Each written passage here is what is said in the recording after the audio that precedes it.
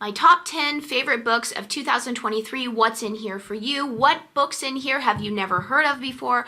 What books in here have you been thinking about reading for years? And now finally, this video is gonna bring you over the edge and you're finally gonna pick up that book that you've been meaning to pick up for years and years. Now, these books are not new releases. It's not that I don't read new releases, but I tend to be sparing in my reading of new releases. I really like to wait until books are seasoned before I tend to pick them up, which is why I'm going to start out. The first two books that I'm going to talk about are actually classics, but they are books that I read in 2023. And the first one I'm going to talk about is The War of the Worlds by H.G. Wells. Now, I loved this book. It was so imaginative. I was very, very fascinated by how much H.G. Wells knew already about certain modern scientific topics. This was written, I believe, in the late 1800s. So just to see, what people already understood about biology and physics and astronomy was very fascinating to me. But it was just so gripping and imaginative. The only thing that I didn't like about it is it had a touch of sullenness at the end, I guess I would say. So it didn't end on an upbeat way, but it was very, very fascinating. I honestly couldn't put it down. Now, another classic, The Count of Monte Cristo. This has often been described as the easiest 1,200 pages that you will ever read. It is fascinating. I like to call it the OG of soap operas. We all know it's the story of Edmond Dantes and his false imprisonment at the Chateau d'If, and then his escape from that prison, and then his tale of revenge. If you have never read The Count of Monte Cristo, I would highly recommend picking it up. Even though it is 1,200 pages, you do get through it very quickly, and it's such a modern story, which is just crazy. Just to sort of explore the topics that he has in this novel, it's insane. There's false imprisonment, there's affairs, there's illicit sex, there's a lesbian love story, there's infanticide, there's murder, it's just crazy. So pick it up, so good. Number 3 on this list is The Bomber Mafia by Malcolm Gladwell. Now, I listened to this one because I would recommend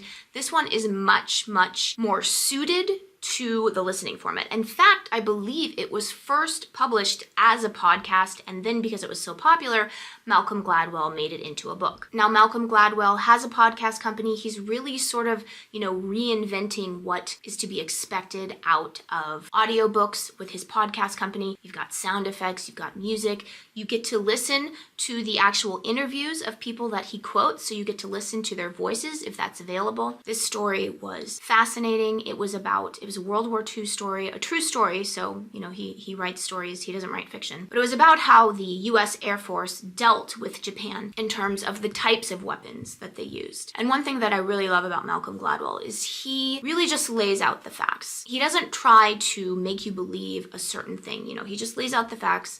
And then he's like, you know what? It's not my job to think for you. You can think for yourself. And I really appreciate that. I think that's definitely rare in this day and age. Now, the next book I loved was Killers of the Flower Moon by David Grann. I actually just did a book review of this book. It was part of this channel's book club. It was the book that was voted for the month of December. This book was fantastic. It is nonfiction. It is about the systematic killing of the members of the Osage tribe in Oklahoma during the late 1800s, moving on into the early 1900s. They lived on land that was very, very rich in oil, and because of this, there was a vast criminal conspiracy to essentially kill every member of the tribe. This is the kind of story that just sticks with you. You think about it for days, and it was so unbelievably well researched. And then part 3, it's divided into 3 parts. Part 3 was honestly just shocking and blows your mind, and then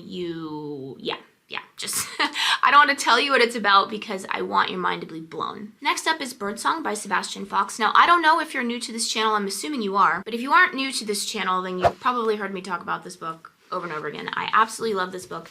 This book is one of my favorite books of all time. It is phenomenal. It's a World War I historical fiction story. The way that this author writes about the main character, Stephen Raisford, when he is in the trenches, it is so emotionally gut-wrenching and it is so vivid.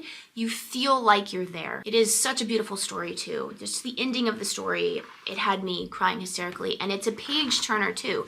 I stayed up late, which is something I never do because I love my sleep. I stayed up late finishing this book because I could not put it down. That is very, very rare for me. My body just falls asleep. I cannot stay awake, but I did for this book. Next up was As Long as the Lemon Trees Grow by Zulfa Katu. Now this is another historical fiction book. It's modern history, so it's about the Syrian Revolution, so this happened relatively recently. But it's a YA novel. It's about a young girl who finds herself embroiled in the Syrian Revolution. Her whole family has died, except for her sister-in-law, who is pregnant, and she works at a hospital, and she's really sort of torn between whether or not she should stay in Syria to fight for Syria's independence, or whether she should help her sister-in-law get out of Syria. This is definitely a really, really hard and heavy book though, so you just gotta know that going in, but it was a beautiful book, and it was the kind of book that you didn't know what was gonna happen. It was very well written, made you want to turn the page. Next up is The Spy and the Traitor by Ben McIntyre. Now I listened to this one because I love the narrator of this book, John Lee. So this is another nonfiction book. It is actually the true story of the most important double agent spy in the Soviet era, spy era between the Soviet Union, Great Britain, and the United States. So because this guy, he turned against the USSR, he started out working in the KGB in the USSR, and he became a double agent, and he started feeding information to Great Britain. And because of him, because of the work that he did,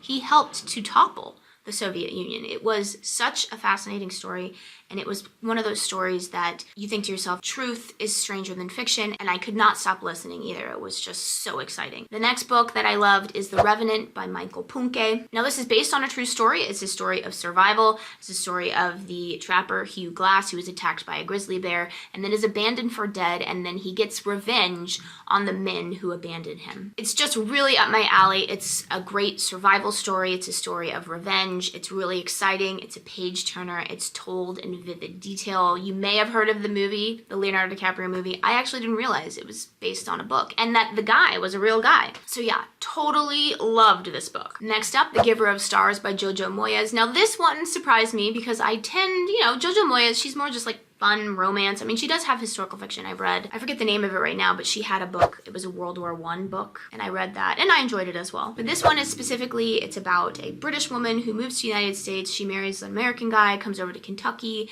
and then she realizes her marriage isn't what she thought it was, and then she joins the Pack Horse Library in Kentucky, which its goal was to get reading materials and literature to the rural populations of Kentucky, which was, at the time of this book, which I believe was a little bit before World War II, which was and currently is one of the poorest areas in the United States. So as you can imagine, it's not the safest job to be doing, but it was a really fun book to read. There was a murder mystery involved in it as well. It was definitely something you wanted to find out what was happening, right? I really, really enjoyed this one. The next book I'm going to talk about is Thornhead by T. Kingfisher. Now I know T. Kingfisher is a very, very popular writer on the booktube community, and I've never read her before. This is more, I would say, a novella, and it's definitely more lighthearted, right? It's not heavy. A lot of these books that I'm giving you right now, they're pretty heavy, right? So this is a reimagining of the Sleeping Beauty story. It was very, very imaginative. I just really liked how she sort of turned that story on its head. I definitely think I will be reading T. Kingfisher in the future just because I really, really liked how her mind works. It's very, very imaginative. And then a little bonus. This one was more of a fun one. It didn't blow my mind or anything like that, but I definitely wanted to find out what happened. And that was The Unmaking of June Farrow by Adrienne Young. I don't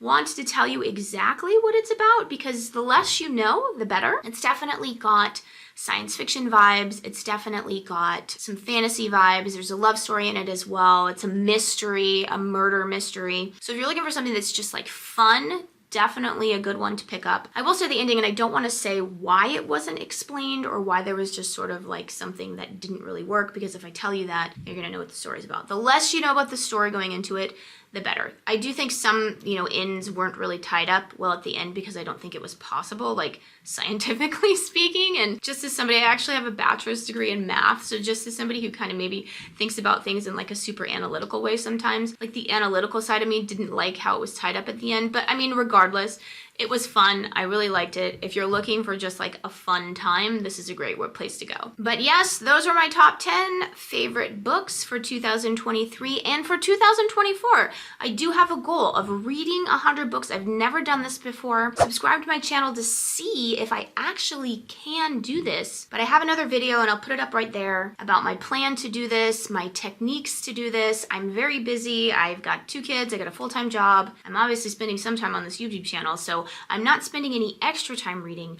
but I really think that it is possible. It's going back against something that I said before in the past, that I didn't think it was possible to read 100 books a year if you're super busy, but I'm setting out to prove myself wrong. So subscribe to this channel to see if I can do it and to see what books in 2024 I recommend to you. Hopefully you can find some books that you will love and that you will join if you continue to watch this channel. And as always, happy reading.